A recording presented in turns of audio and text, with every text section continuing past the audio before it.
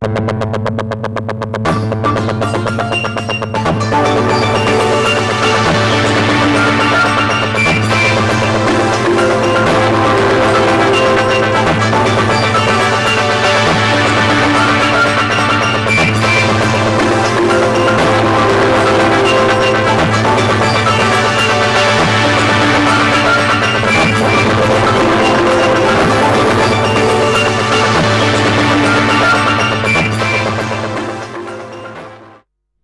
plaisir est pour nous de vous savoir nombreux ce soir pour nous suivre. Bonsoir mesdames et messieurs, bienvenue à cette grande édition du journal. Nous vous proposons de découvrir les sommaires.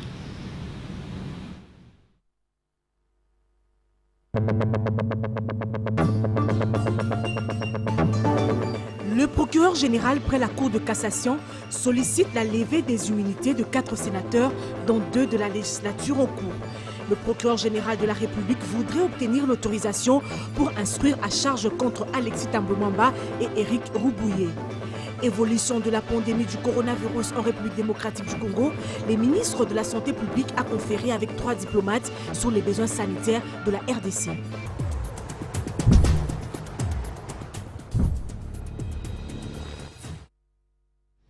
Bonsoir à tous et bienvenue à ce journal. 3 semaines après l'éruption du volcan Nyiragongo et ses effets néfastes sur Goma, nous sommes dans la province du Nord Kivu. L'aide humanitaire afflue en faveur des déplacés. La République du Kenya vient d'ouvrir un port aérien entre Nairobi et Goma pour l'acheminement de l'assistance humanitaire. Les détails dans ce reportage de la presse présidentielle. Éruption volcanique de Nyiragongo.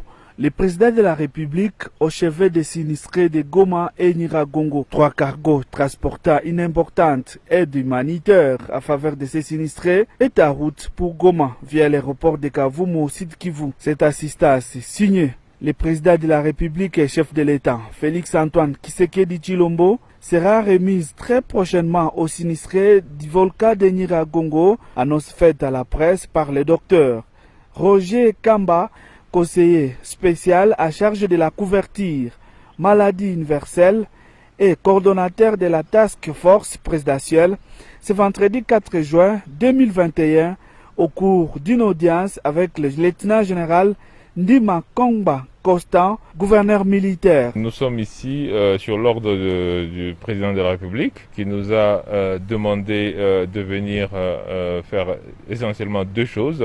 Évaluer la situation humanitaire de notre population, dans quelle situation elle est actuellement, et apporter de l'aide parce que le chef de l'État a disponibilisé des moyens d'aide, notamment 3 cargos qui doivent arriver, dont l'un est déjà en l'air, qui va atterrir à l'aéroport de Kavumu. Donc nous sommes là pour apporter cette aide et pour faire une évaluation de la situation pour le compte du chef de l'État. Dans une mission d'évaluation, avant la remise de cette assistance, cette délégation de la présidence a pris d'abord part à une réunion de sécurité élargie aux membres de la communauté humanitaire et celle de la cellule de crise, une cellule instituée au lendemain de l'éruption volcanique par l'autorité provinciale. Constituer des éléments qui nous ont été transmis par rapport aux besoins de la population, notamment les besoins sanitaires, besoins de logement et besoins de nourriture. Oui, le président a interrompu son voyage parce qu'il a mesuré la gravité de la situation immédiatement dès qu'il a eu l'information. Et le message fort, c'est que premièrement, le peuple de Goma n'est pas tout seul. Le chef de l'État l'a dit lui-même, il a répété dans une conférence de presse. Le pouvoir central, mais aussi le pouvoir provincial qui est actuellement le pouvoir militaire, sont tous à côté du peuple de Goma. Mais il a aussi beaucoup insisté sur le fait d'assister ce peuple dans les meilleures conditions possibles, notamment quand ils pourront retourner dans leurs habitats naturels. Sous la conduite du docteur Roger Kamba, la délégation pourrait se rendre à Sake, Rutshuru, Minova dans les prochaines heures, les coins qui avaient accueilli les sinistrés de Goma pendant qu'ils fouillaient la coulée de la lave du volcan de Nyiragongo.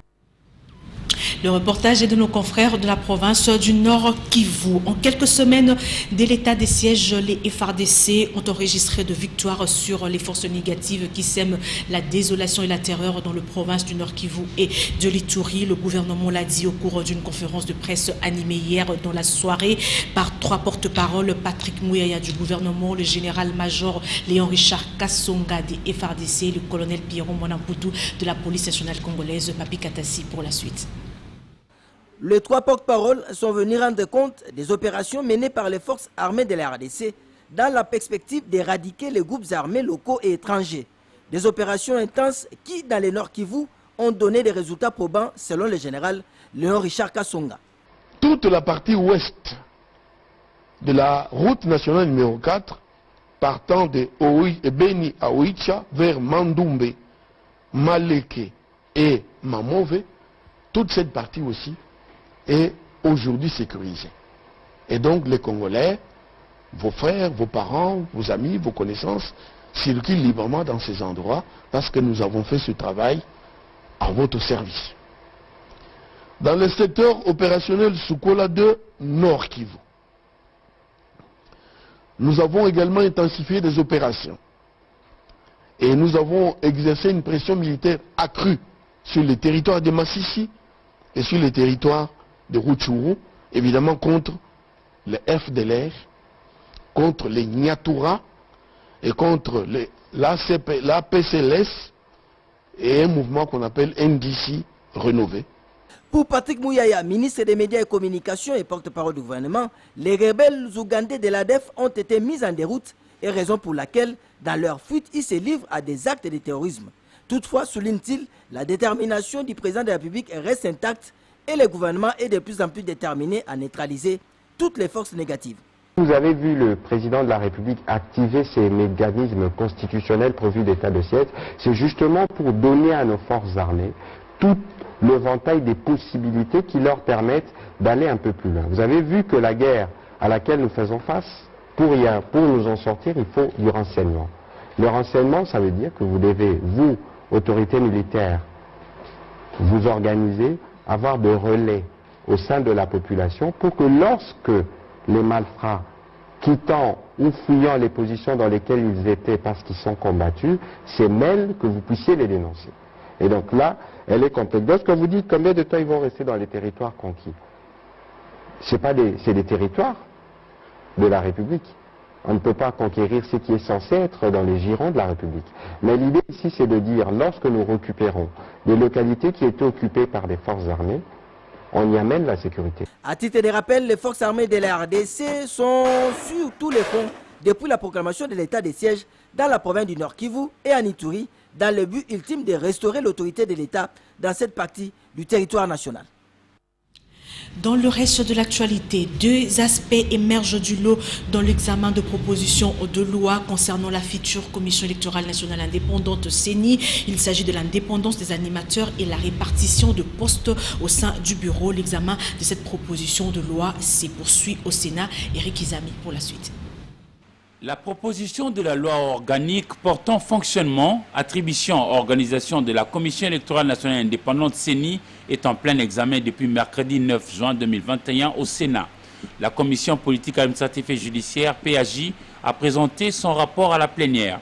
Rapport qui a soulevé 2 préoccupations majeures. L'une a trait à l'indépendance des animateurs de la future Commission électorale nationale indépendante et l'autre touche la question liée à la répartition de postes à occuper par les parties prenantes au sein du bureau de la centrale électorale. Parce que la plupart proviennent des partis politiques et des regroupements politiques. Pourquoi ici ces femmes, lorsqu'ils sont déjà entrés en commission, on dit les membres sont choisis parmi les personnalités indépendantes. Mais c'est en contradiction avec l'article 25 qui dit 5 viennent de l'opposition, 5 viennent de la majorité. Quand c'est ça, c'est pour ça que la commission a dit non, à ce stade-là, ils sont indépendants. Après débat, la plénière a adopté les rapports de la commission PAJ sur cette question. Et le président Bahati Lukwebo a demandé aux sénateurs de faire parvenir leurs amendements éventuels en délai 24 heures avant d'enclencher les votes article par article en plénière. Au cours de la même plénière, il faut dire que le mandat de Mme Boté Mamboyo Kati a été validé. En effet, première suppléante du sénateur Guy Londo Mboyo, Nommée au gouvernement, Samalou Kondé, désormais, c'est bien elle qui siégera au Sénat pour le compte de la province de la Tchouapa avec un mandat national.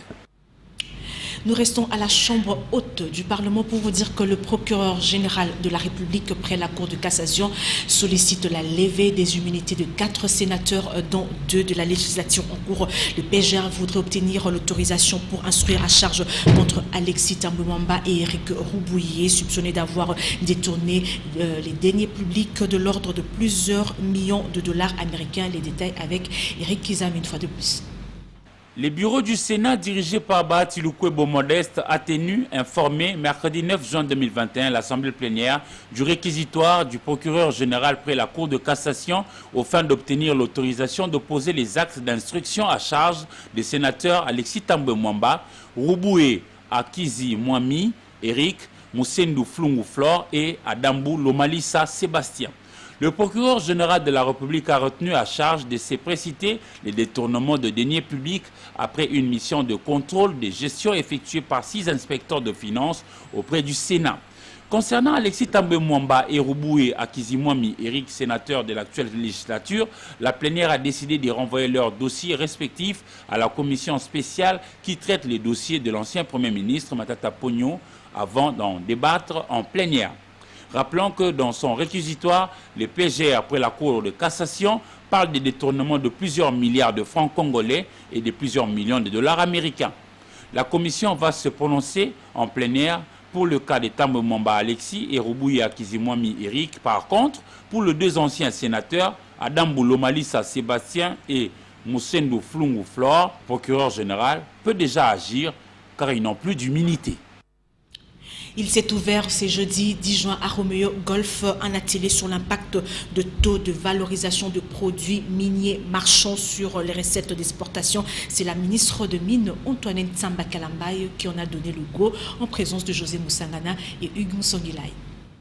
Cet atelier sur l'impact des taux de valorisation de produits miniers marchands sur le rapatriement de recettes d'exportation, cas de l'hydroxyde de cobalt, a été ouvert ce jeudi 10 juin par la ministre de Mines, Antoinette Samba Kalambaye. Je saisis cette occasion pour rappeler à vous tous la vision du président de la République, chef de l'État, seul de voir tous les partenaires impliqués dans le projet minier de bénéficier de manière juste et équitable des dividendes et retombées issues de l'exploitation minière.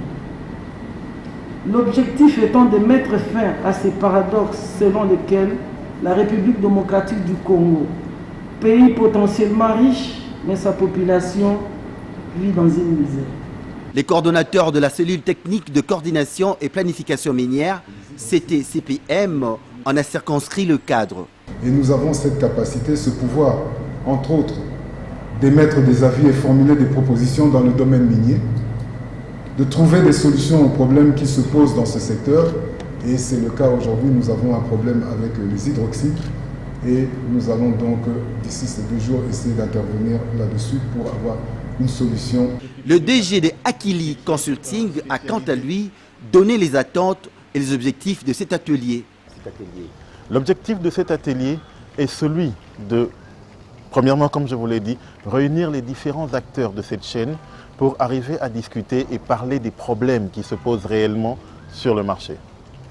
Et à la fin de cet atelier, nous souhaiterions qu'il y ait une harmonisation des textes qui régissent le secteur et qui permettent à ce que chacun sache comment fonctionner et connaisse les problèmes de l'autre pour que les solutions soient concertées. La fin des travaux sera sanctionnée par une ribambelle de recommandations demain vendredi 11 juin.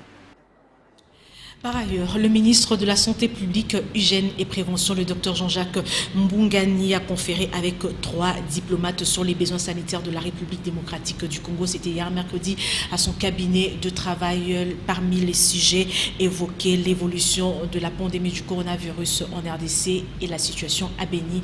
Africa Mujinga pour les détails. Les besoins sanitaires de la République démocratique du Congo étaient au cœur des audiences du ministre de la Santé publique, Hygiène et Prévention, Dr Jean-Jacques Mbungani Mbanda. accordés aux diplomates et ambassadeurs accrédités en RDC. La situation de la COVID-19 et la construction d'un centre d'excellence et des formations chirurgicales et obstétricales à Béni ont été évoquées en priorité avec l'ancien ministre belge de la coopération internationale, Dr Réginald Morels. Nous avons bien sûr parlé aussi d'abord de la situation de la pandémie Covid avant. Mais après, nous sommes passés au sujet donc de Béni. Le but, en fait, c'est de construire à Béni, pour la population qui couvre quand même plus d'1 million de personnes, un centre d'excellence et de formation chirurgicale et obstétricale. S'en est suivi l'entretien avec l'ambassadrice pour la santé mondiale, Stéphanie Sédou, sur l'engagement de la France à soutenir la RDC à travers l'octroi d'une somme de 74 millions d'euros. Je veux exprimer la solidarité de la France au peuple congolais qui est touché par cette éruption volcanique très grave, et la France apporte un soutien humanitaire d'urgence. Et par ailleurs, nous avons évoqué également la coopération qui est une coopération de long terme, déjà en place depuis de nombreuses années de la France au secteur de la santé. Elle a démarré en soutien à la lutte contre l'épidémie d'Ebola. Elle s'est renforcée pour renforcer les capacités de la RDC en matière de surveillance épidémiologique. Nous avons également parlé de la nécessité de relancer la campagne de vaccination qui est très importante au moment où se redémarre, semble-t-il, une phase de la pandémie de Covid-19 dans le pays. Le patron de la santé publique, Dr Jean-Jacques Mbungani, a clôturé sa série d'audiences avec l'ambassadeur égyptien Andy Chabar. On est en train d'inaugurer un centre très important. C'est un centre de dialyse à l'hôpital général de Kintambo. C'est un centre qu'on a déjà reçu les machines, les équipements, les ordinateurs. Et on attend maintenant, on arrange maintenant avec le ministère de la Santé l'arrivée des experts égyptiens qui vont arriver ici pour installer et aussi former les personnels congolais qui seront en charge de ce département très important. Cet officiel a réaffirmé l'engagement du pays des pharaons à accompagner la RDC dans les domaines de la santé. Le mouvement de la jeunesse d'origine congolaise vivant partout dans le monde entier ont adressé une lettre au ministre de l'Enseignement supérieur et universitaire Mohindo Nzangi, dans laquelle il soulève quelques points d'actualité qui touchent à son secteur. Le contenu de la dite lettre vous est livré ici par José Moussanana. Le mouvement de la jeunesse d'origine congolaise vivant partout dans le monde entier, ayant évolué dans divers systèmes éducatifs tels que anglo-saxons, francophones et maghrébins, mus par un devoir patriotique, ont, à travers une lettre ouverte, fait part au ministre de l'Enseignement supérieur universitaire, M. Mohindo Nzangi, de leur desiderata au sujet de la décision consistant à mettre fin à la vente de syllabis dans les établissements supérieurs et universitaires.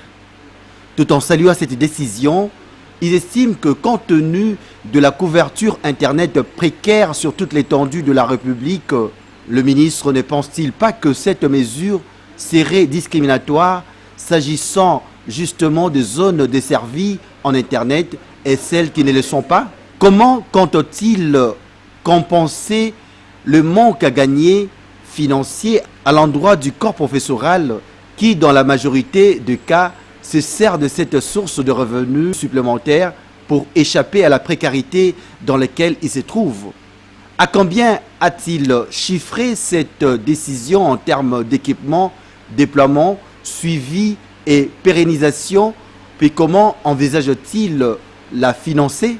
Un observateur averti, ils estiment qu'il serait pertinent que les services du ministre de l'ESU mettent à la disposition de l'opinion nationale sa feuille de route pour l'année académique 2021-2022 dans un délai raisonnable. Ce document constituera ainsi une base d'échange sur laquelle sera fondé le suivi objectif de ces actions à la tête de ce ministère. D'ores et déjà, ses compatriotes ont formé le vœu d'y voir figurer les 4 grands axes ci-dessous. La création d'une boîte à idées, des propositions, des réformes sur l'ensemble de la République démocratique du Congo, universités et entreprises. L'organisation des états généraux de l'enseignement supérieur et universitaire et de la recherche scientifique. La mise en place du Conseil supérieur de l'enseignement supérieur et universitaire et de la recherche scientifique. L'élaboration d'un programme décennal pour la refonte de l'enseignement supérieur, universitaire et de la recherche scientifique. Malcolm X ne disait-il pas que l'éducation est un passeport pour l'avenir, car demain appartient à ceux qui s'y sont préparés aujourd'hui.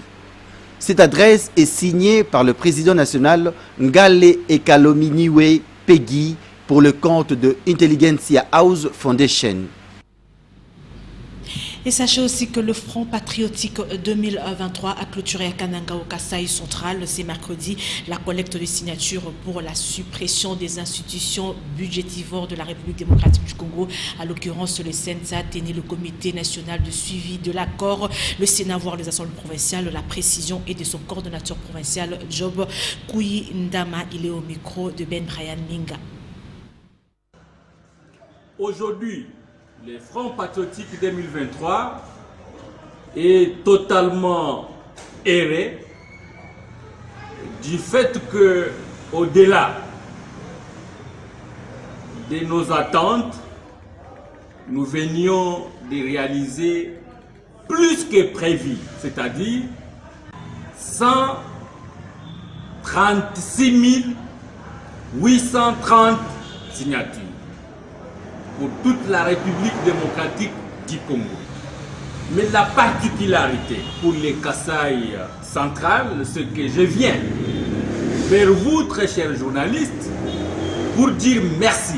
Merci à la population du Kasaï central qui nous a accompagnés, qui nous a prouvé à suffisance que le Kasaï central veut et jure pour les changements. Le Kasaï central seul appuie l'initiative de son Excellence Steve Mbikai avec plus ou moins 26 030 signatures. Donc, nous allons accompagner le président de la République. Notre manière de le soutenir, notre manière de l'accompagner, c'est ce que nous avons fait. Nous voulons que ces institutions soient totalement supprimées parce que nous avons résolu les problèmes en récoltant les signatures qu'il faut. Nous en appelons à la bonne conscience du président de l'Assemblée nationale. Nous voulons qu'il prenne cette question à chaud, que ça fasse un débat oulé à l'Assemblée nationale. Les CNSA l'a fait quoi au pays ici? Qu'est-ce que les CNSA fait? C'est une autre forme de détournement. Les CNSA doivent être supprimés. Le travail du CNSA est déjà terminé. C'était accompagner ceux qui avaient fait l'accord pour qu'ils arrivent à les respecter. L'accord est respecté, les pouvoirs étaient partagés. Ce régime-là est finissant, il est déjà parti. Les CNSA devient une institution qu'on ne trouve nulle part dans la Constitution. C'est une autre forme de détournement. Les intellectuels congolais là, les politiciens, aidez-nous à changer le Congo, accompagnons Félix Tshisekedi à aboutir avec sa vision de travailler pour les comptes du peuple congolais. À Kinshasa, le programme des Nations Unies pour le développement PNUD vient de bénéficier d'un appui financier de la Suède de l'ordre de 40 millions de dollars pour 4 ans. Les deux partenaires ont signé ce jeudi à Kinshasa un protocole d'accord quant à ce. Polydor Gaziami, Pati Mbouzi, reportage. 20 millions de dollars américains, c'est le financement exceptionnel octroyé par la Suède au programme des Nations Unies pour le développement. Un protocole d'accord a été signé ce jeudi 10 juin 2021, d'une part par l'ambassadeur de la Suède, Henrik Rasbrandt, et d'autre part par le représentant résident du PNUD en RDC, Dominique Sam. Ce nouvel appui au programme de relèvement et développement du PNUD en RDC concerne les 2 premières années et devrait subséquemment atteindre un total de 40 millions de dollars. Donc c'est cette transformation qu'on est tous là, comme des partenaires, à accompagner, n'est-ce pas, le gouvernement à réaliser. C'est pour cela qu'aujourd'hui, c'est vraiment historique, la signature qu'on vient de faire avec l'ambassadeur de la Suède La Suède qui est vraiment un partenaire. Il s'agit à ce jour du financement le plus important du PNUD en RDC pour la période 2020-2024. Pour l'ambassadeur de Suède, ce geste marque l'ambition commune des deux partenaires de passer de la crise humanitaire au développement. Qui, je pense, montre cette ambition commune d'accompagner la RDC dans son développement pour éradiquer la pauvreté et bien sûr dans l'objectif final d'accompagner le peuple congolais. L'appui de la Suède s'inscrit dans le cadre de la mise en œuvre du nouveau cycle programmatique 2020-2024 du PNUD en RDC qui nécessite un total de 458 millions de dollars. Il va soutenir des interventions clés dans les domaines de la gouvernance, de la stabilisation et de la résilience. Il faut noter que la Suède est parmi les bailleurs de fonds et partenaires les plus importants du PNUD. Nous allons maintenant passer à la rubrique Actualité vue par les autres. Denis Kamunga, il est journaliste à la Radio 7. Il a été interrogé ce jeudi par Esther Abadi-Biabia. Selon lui, l'actualité au pays reste dominée par l'assistance humanitaire en faveur des déplacés de l'éruption volcanique de Nyiragongo à Goma, dans la province du Nord Kivu. La suite en images. D'abord, cette fameuse question de déplacés de l'Est de la République démocratique du Congo qui avaient fui les catastrophes de l'éruption volcanique qui sont déjà en train de retourner dans leurs foyers respectifs. Alors, nous avons juste aimé l'accompagnement du gouvernement et de ses partenaires qui ont soutenu tous ces sinistrés vraiment à fond. Aujourd'hui, ils peuvent regagner leur vie quotidienne, leur vie normale. Également, le rapport livré par le porte-parole des forces armées de la République démocratique du Congo, Léon Richard Kassonga, qui établit un bilan plutôt positif depuis que l'état de siège est décrété dans l'Ituri et dans le Béni, plutôt dans le nord Kivu de l'Ituri. Dans quelques quartiers généraux, les munitions, les armes de guerre utilisées par des rebelles ADF étaient récupérées et je vois que nous sommes en train d'aller à mettre tous ces groupes rebelles hors d'état de nuire et peut-être que l'état de siège pourra répondre vraiment aux attentes des populations congolaises. Si nous revenons ici à Kinshasa, je crois qu'il y a la course à la première vice-présidente. Et voilà, ces propos ont été recueillis par Esther Badi-Biabia et Patti Mbouzi. Nous allons maintenant prendre le condensé de l'actualité africaine et internationale avec nos partenaires de la Voix de l'Amérique, VOA.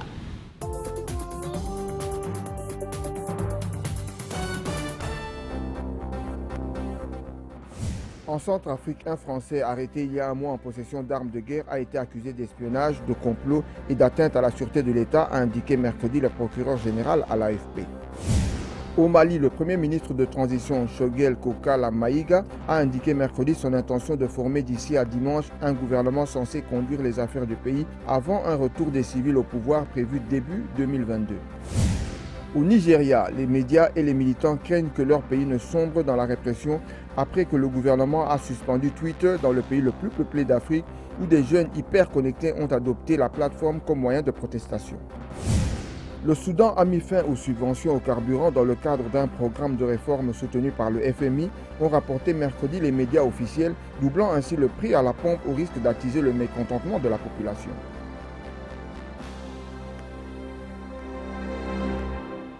Ainsi s'achève ce journal. Nous allons prendre le rappel des titres.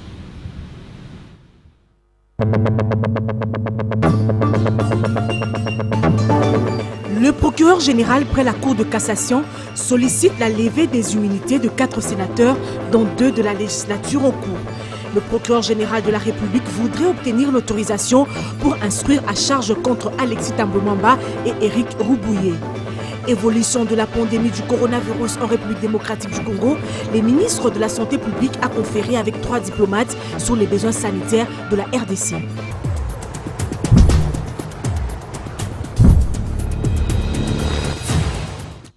Ainsi s'achève ce journal du jeudi 10 juin 2021. Mesdames et messieurs, merci à vous tous qui l'avez aimablement reçu dans vos maisons. Ces remerciements, c'est au nom de Africa Mujinga, chef d'édition.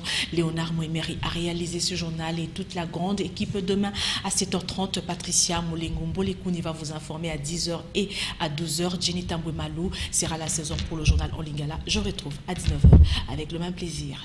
Bonsoir chez vous.